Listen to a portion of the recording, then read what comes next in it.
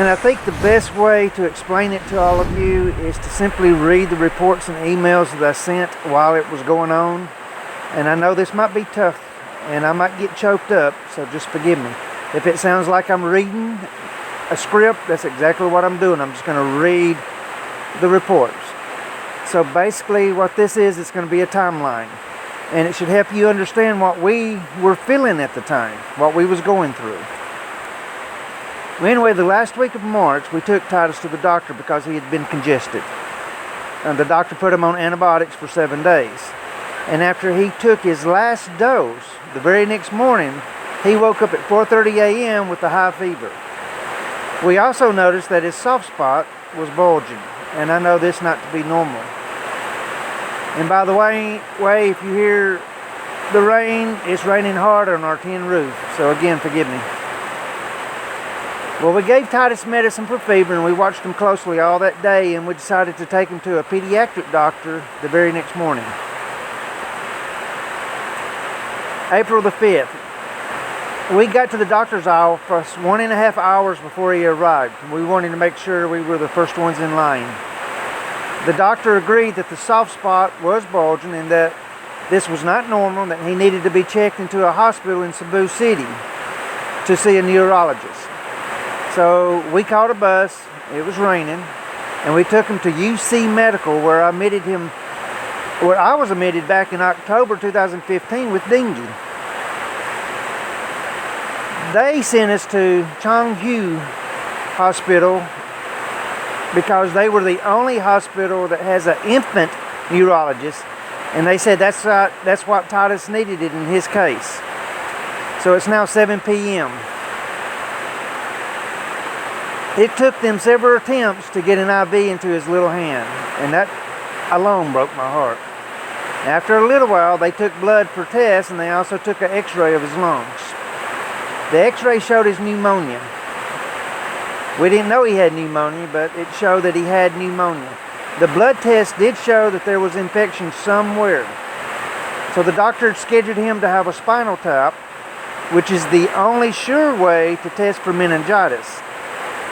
And the reason why we did that is because the bulging of a soft spot is an indication of meningitis.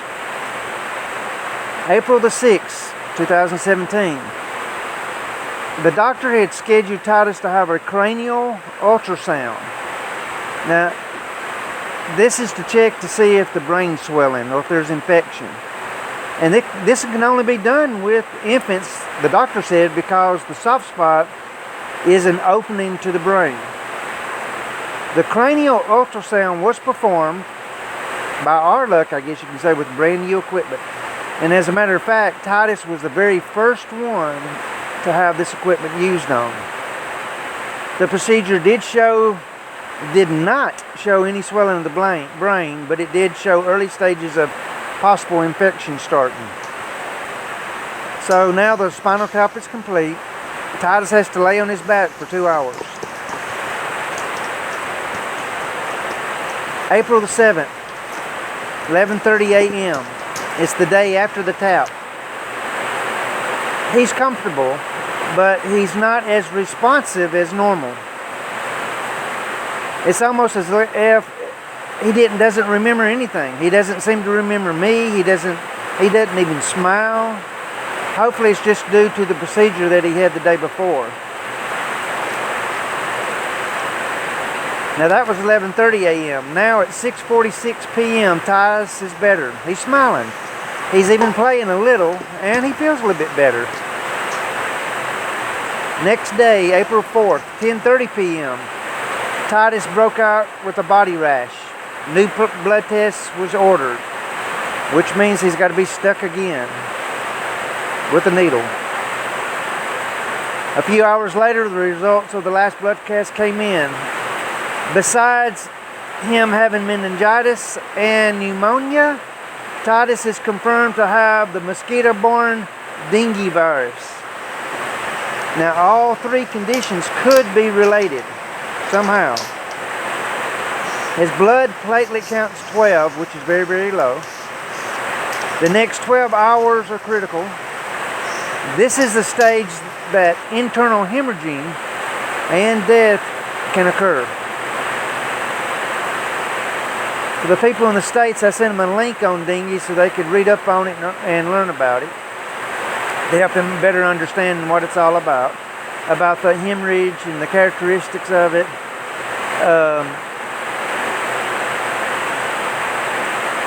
When the fever declines, warning signs may develop, and this starts the beginning of a 24-hour to 48-hour period where the blood vessels can start leaking into the body. All right, they escape,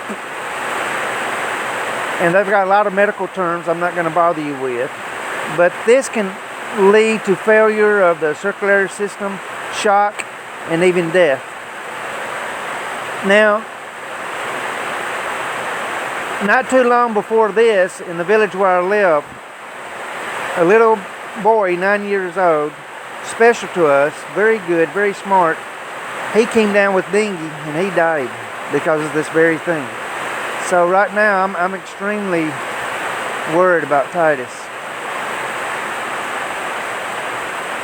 Needless to say, we're scared, we're crying, we're praying, we're asking for people all over the world to pray. It's 11:21.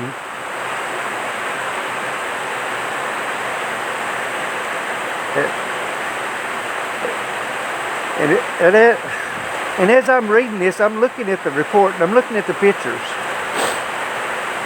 His body starts to bloat and swelling, and that's because of leakage, okay, in his body, and that's not a good sign. You can easily, if you see the pictures, you can easily see the swelling in his face, his arms, his legs, his belly. At this point in stage, his liver is 2 to 3 times bigger, larger than normal. And that whole night, I held him. I never let go of him.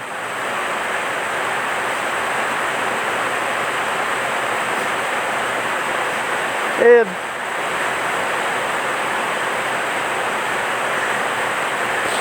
to be honest with y'all, I thought he was going to die.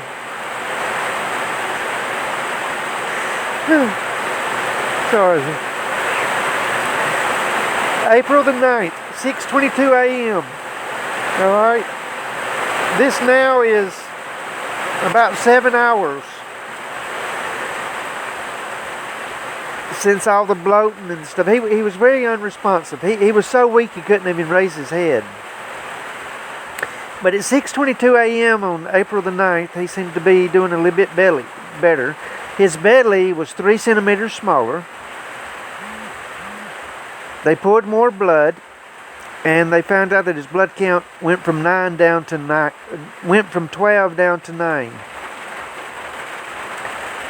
The 7:18. All right. Now 18 hours makes a big difference. Not knowing if Titus was going to be with us or not. Where we're at now is that the danger's gone. There's no longer any critical. We're not in the critical time frame. There's not any more bleeding. It doesn't seem to be any more swelling. His liver is still enlarged, but it is decreasing.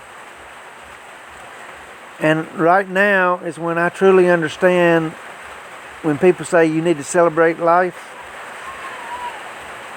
Now is the time to celebrate life. We need to do it every day. You never know. 9:09 p.m. Blood count's now up to 12. It went from 9 to 12, and this is a good sign. He's actually eating a little bit now, and he's taking about 90 milliliters of milk every 3 hours. Again, that's a good sign. April 10th, 9:14 a.m.